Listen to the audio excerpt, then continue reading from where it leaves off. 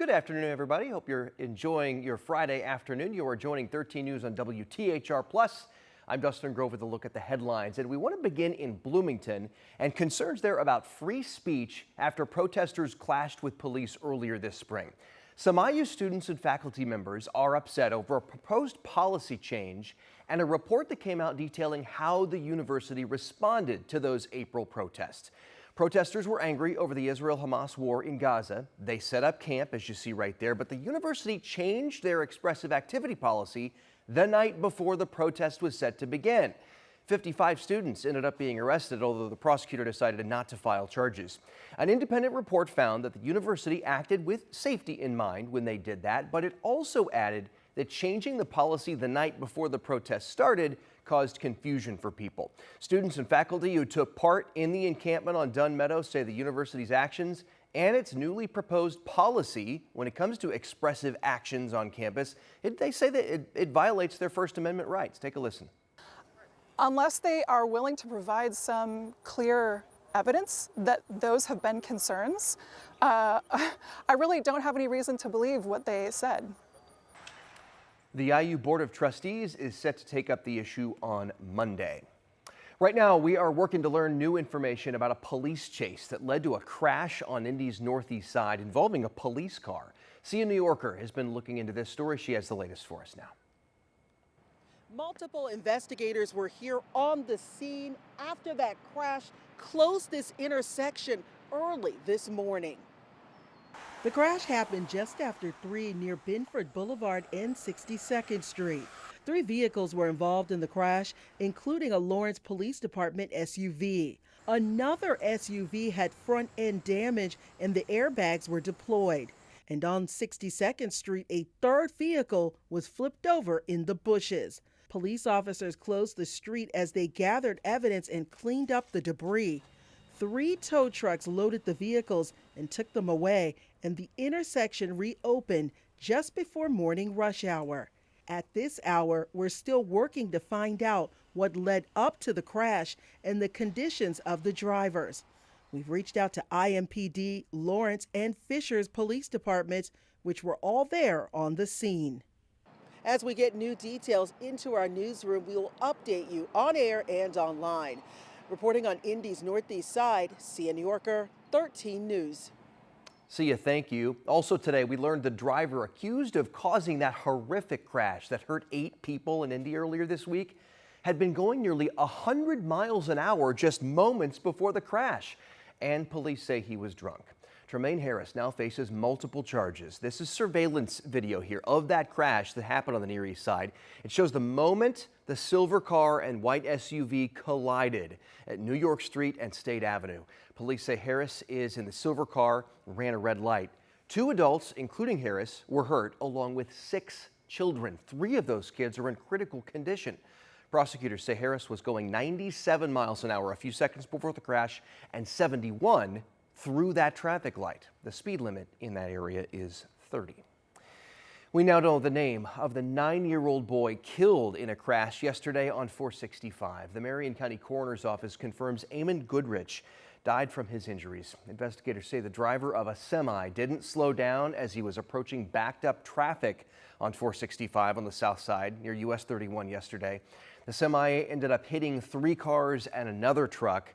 9-year-old Eamon was riding in the back seat of one of those cars. The driver of that car was hurt, along with a 5-year-old girl. No word yet if the driver will face any criminal charges. And we also have new details this afternoon on a deadly crash in Greenwood. 76-year-old Karen Gilchrist died in that crash last night. It happened near County Line Road in Combs. Traffic was blocked in all directions and roads were closed for hours last night while emergency crews were on the scene there. Right now, firefighters are looking into what exactly caused a fire at this historic church on Indy's west side. Now worship services are on hold. Gina Glera spoke with the pastor today about how that church is going to move forward. It's going to be a long road here at Greater Zion Hill Missionary Baptist Church. The pastor tells me that they won't be able to hold service here, but their mission will continue. taking care of the neighborhood in terms of clothing and feeding the neighborhood. This church has been a staple here at 19th and Harding for 90 years. Most of the churches in the neighborhood are the center point. You know, we share this corner, of course, with Ebenezer Baptist Church across the street, and so we all try to work together. We're all in the same business of saving souls and changing lives. Friday morning, the life of this church changed. Our alarm was going off, and so we had to head down here to see what was going on, and then that's when we discovered the fire was happening. Firefighters found flames in the front of the building. They were able to make entry with a little bit of difficulty because the building was pretty solid, closed up pretty tight. But they got in there, made an aggressive attack, and were able to mark it under control in about 15 minutes. No injuries. Windows busted out with visible damage. The church will work with its insurance company to determine how long it'll take to make repairs. Dr. Batts already received a call from a nearby pastor offering another location for their 200 members to worship.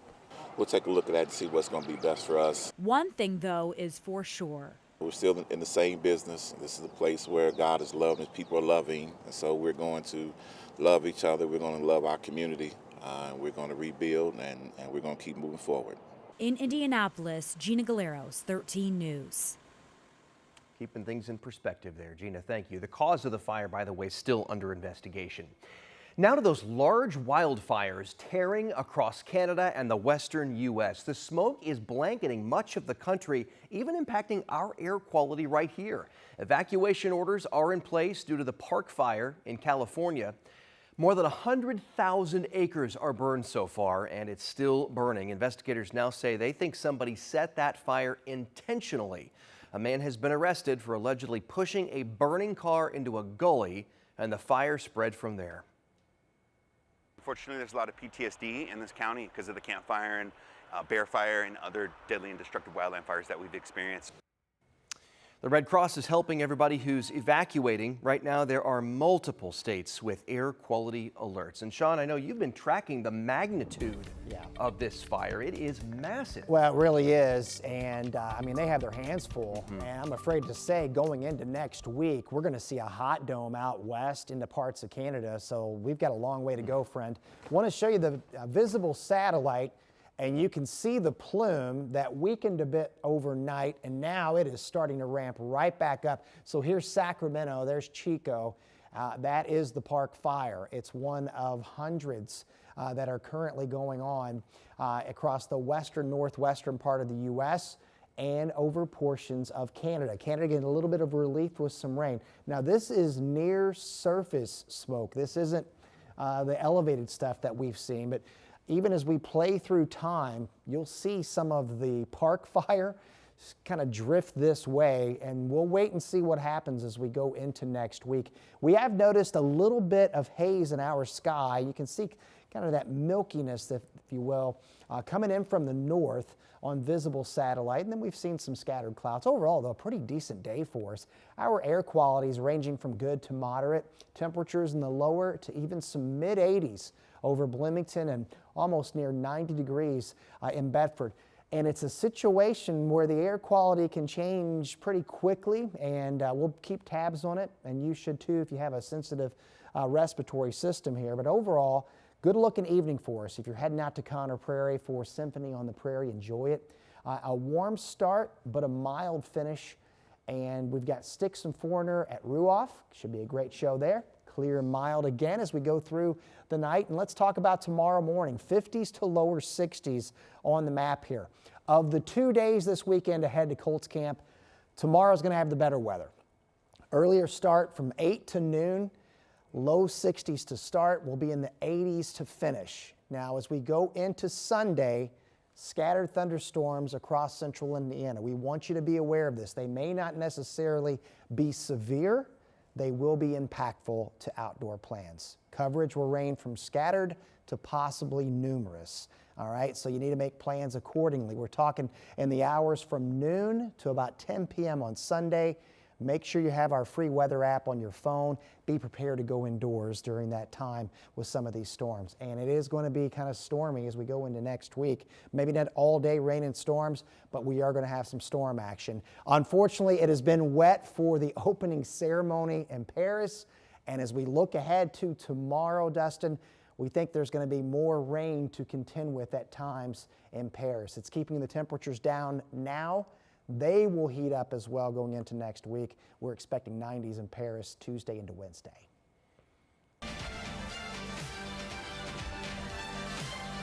All right, Sean, thank you. Well, the rain will not dampen spirits, that's for sure. WTHR is your Olympic headquarters. We have been waiting and waiting, and today is the day. Opening ceremonies underway right now, along with all the fun of seeing the athletes celebrate the start of the games.